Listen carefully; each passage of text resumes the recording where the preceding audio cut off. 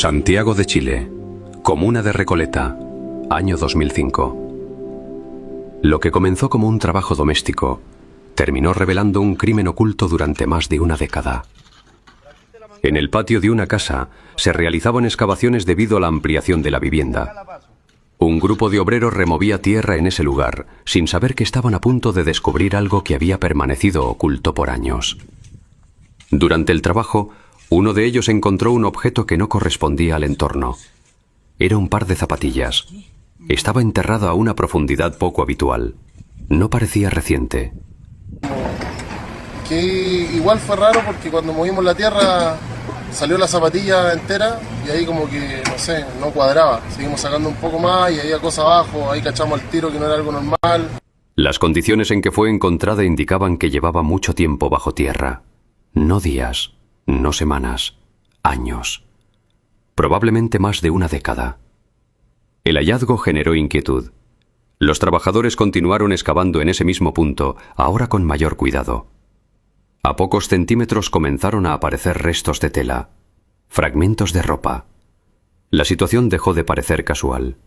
Continuaron removiendo tierra manualmente, hasta que apareció un fragmento óseo. No era un objeto, era un hueso humano. El silencio fue inmediato. Los obreros detuvieron completamente el trabajo. Uno de ellos se apartó y dio aviso a las autoridades. Minutos después, el lugar quedó bajo resguardo. Con la llegada de personal especializado, la excavación continuó de forma controlada. Lo que comenzó con una zapatilla terminó revelando restos humanos. Los análisis preliminares indicaron que correspondían a un menor de edad. Los restos se encontraban agrupados, cubiertos, enterrados de manera intencional. El tiempo estimado bajo tierra era prolongado, cercano a 11 o 12 años. Ese dato no pasó desapercibido, porque en ese mismo sector, a comienzos de los años 90, una niña había desaparecido sin dejar rastro. Cuando vimos la zapatilla y los restos, nos dimos cuenta que esto no era un accidente, alguien lo había enterrado con intención. Era un caso antiguo que nadie había logrado resolver hasta entonces. 1 de diciembre de 1993. Ese día, Aide Román preparaba a su hija para ir al colegio. Aide era una mujer separada. Vivía sola con su hija en una casa alquilada. Desde hacía años había asumido completamente su crianza. Andrea Díaz Román tenía 10 años. Cursaba cuarto básico. Sus clases eran en la tarde. Por eso debía regresar a su casa alrededor de las 6. El trayecto era corto, conocido. Andrea ya lo hacía sola. Ese día, sin embargo, no quería ir. Un gato que había llegado la noche anterior a su casa había captado toda su atención. Pero tenía que asistir. Se preparó, salió de su casa y tomó el camino de siempre. Fue la última vez que se le vio con normalidad. Las horas pasaron.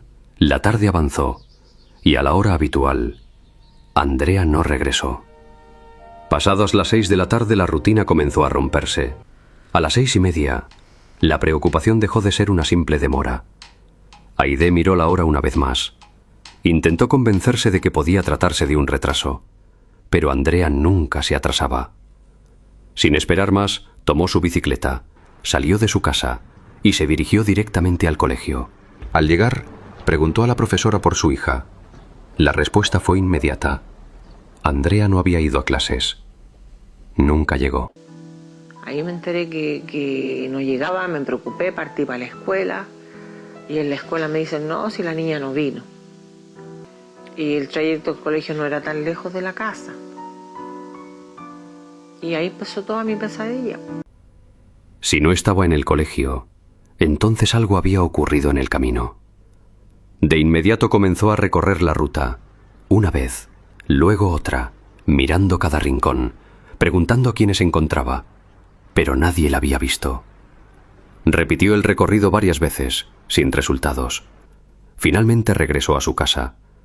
Pensó que tal vez Andrea estaba ahí, jugando con su gato, pero al entrar, había silencio. Andrea no estaba. La desesperación aumentó. Llamó al padre de la niña. No estaba con él. Salió nuevamente. Preguntó a vecinos, a conocidos, a compañeros. Nadie sabía nada. La situación era clara. Andrea había desaparecido. Esa misma noche su madre acudió a Carabineros para presentar la denuncia, pero le indicaron que debía esperar 48 horas para iniciar una búsqueda formal. 48 horas. Regresó a su casa sin respuestas. Esa noche no logró dormir. El silencio se hizo insoportable, y una sola pregunta permanecía. ¿Dónde estaba Andrea? El 1 de diciembre de 1993 terminó sin respuestas. Una niña de 10 años no llegó al colegio, no regresó a su casa, y nadie sabía qué había ocurrido. 11 años después, la Tierra comenzaría a entregar respuestas, pero en ese momento, todo era incertidumbre.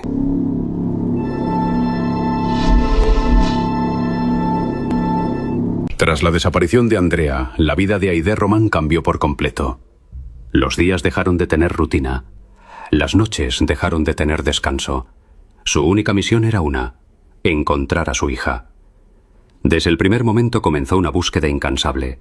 Recorría calles, plazas, paraderos, ferias, pegaba carteles con la fotografía de Andrea, preguntaba a desconocidos, volvía a los mismos lugares, una y otra vez. El rostro de su hija comenzó a aparecer en muros, postes y vitrinas.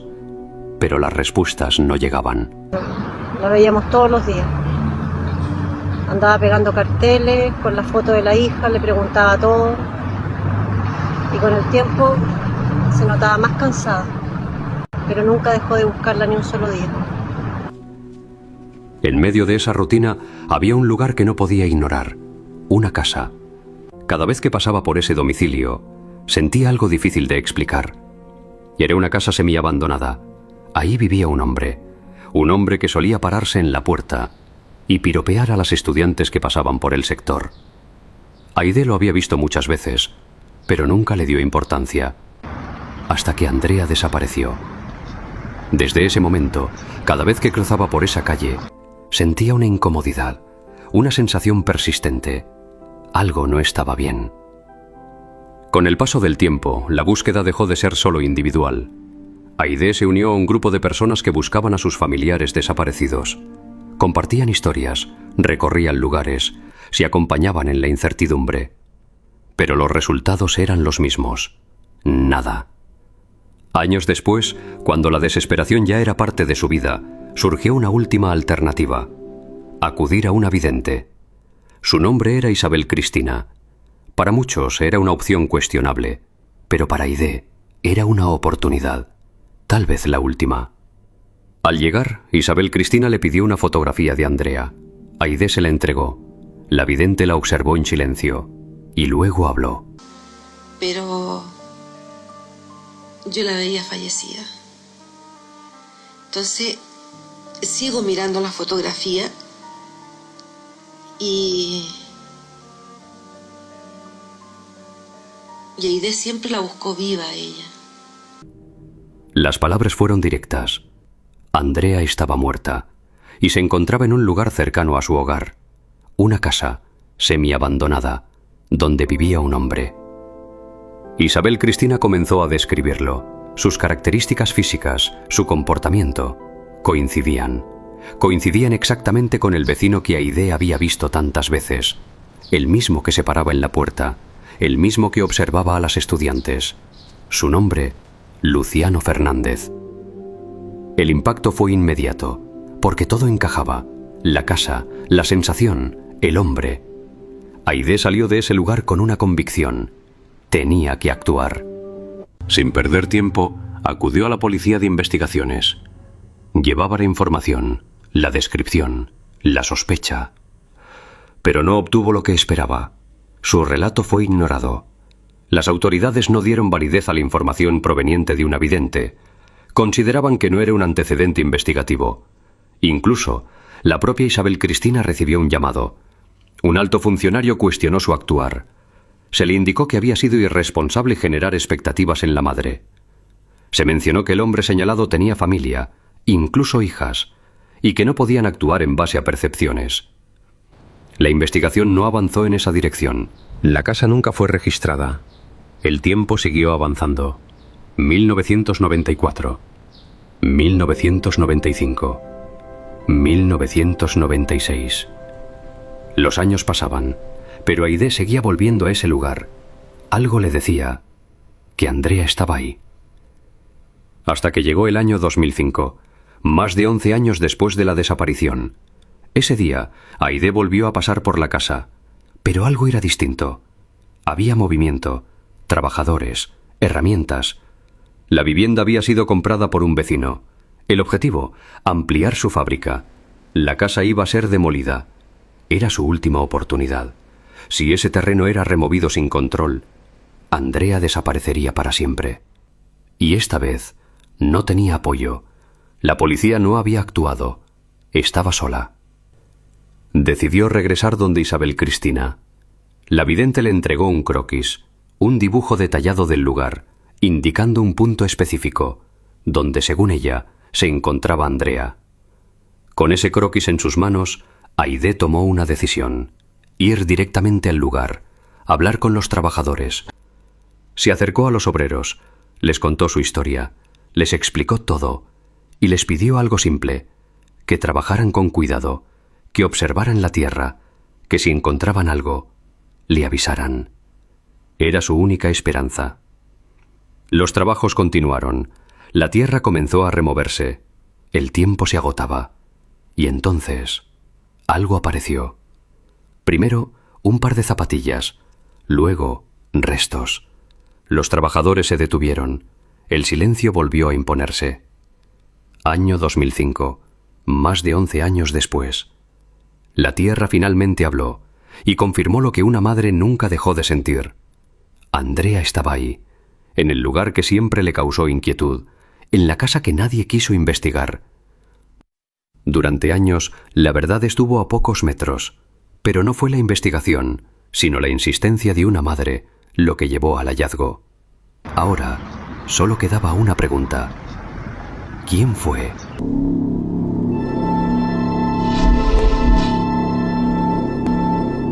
Año 2005. El hallazgo en el patio de aquella casa en Recoleta no solo confirmó una sospecha, dejó en evidencia algo aún más inquietante. La verdad siempre estuvo ahí. Durante más de 11 años, nadie la buscó en el lugar correcto. Los restos encontrados fueron analizados. La confirmación llegó poco después. Eran de Andrea Díaz Román. La búsqueda había terminado. Pero comenzaba una pregunta incómoda: ¿por qué nadie investigó antes ese lugar? La policía de investigaciones centró sus esfuerzos en el hombre que había vivido allí durante años: Luciano Fernández, el mismo vecino, el mismo que fue descrito tiempo atrás, el mismo nombre que una vidente había señalado y que nadie quiso tomar en serio, porque años antes del hallazgo, Isabel Cristina ya había advertido algo clave. Con una fotografía de Andrea en sus manos, aseguró que la niña estaba muerta y que se encontraba enterrada en una casa cercana. Describió al hombre, el lugar, incluso realizó un croquis. Pero su advertencia fue ignorada. Las autoridades descartaron completamente esa información. No se investigó el domicilio, no se inspeccionó el terreno, no se tomó ninguna medida. El argumento fue claro: no se podía trabajar en base a percepciones. Pero el tiempo demostraría otra cosa. Años después, cuando la casa fue vendida en 2005 para ampliar una fábrica y la tierra comenzó a removerse, la verdad apareció exactamente en el lugar que había sido señalado. Demasiado tarde. Tras el hallazgo, la presión fue inevitable. Luciano Fernández fue detenido en mayo de 2005. Esta vez no había dudas. La evidencia lo rodeaba. Y finalmente, confesó. Reconoció que el 1 de diciembre de 1993 interceptó a Andrea cuando se dirigía al colegio. La engañó para que entrara a su casa. Allí cometió el crimen. Admitió haber abusado de ella y posteriormente la estranguló para evitar ser descubierto. O sea, tú lo perdonás y yo hasta el día de hoy nunca lo voy a perdonar. ¿Entendí? Yo guardo una rabia contra el tipo. Cavó una fosa en el patio y enterró el cuerpo. Durante años vivió con ese secreto, a metros de la familia, saludando, observando, como si nada hubiera ocurrido. El caso avanzó rápidamente. En el año 2007, la justicia chilena dictó sentencia. Luciano Fernández fue condenado a 20 años de presidio mayor en su grado máximo. Su confesión fue considerada una atenuante. Colaboró, y eso redujo la pena. No hubo cadena perpetua. Desde su detención en 2005, cumplió su condena completa. Año 2025. Recuperó su libertad. Legalmente, la deuda estaba saldada. Pero no para todos. Este caso dejó más que un culpable. Dejó preguntas sobre decisiones que no se tomaron, sobre advertencias que no se escucharon, sobre una madre que insistió y no fue oída a tiempo. La información estuvo, el lugar fue señalado, el nombre fue dicho, pero la investigación no avanzó y la consecuencia fue clara: 11 años de silencio. Andrea Díaz Román tenía solo 10 años. Su historia no terminó cuando desapareció. Terminó cuando la verdad salió a la luz. Demasiado tarde. Porque en este caso, no fue la justicia la que encontró la respuesta. Fue la insistencia de una madre. Y una verdad que nadie quiso ver a tiempo. Gracias por acompañarnos en este caso. Si te interesan historias reales contadas con profundidad y respeto, síguenos en Facebook para más contenidos como este. Tu apoyo nos permite seguir investigando y narrando historias que no deben olvidarse.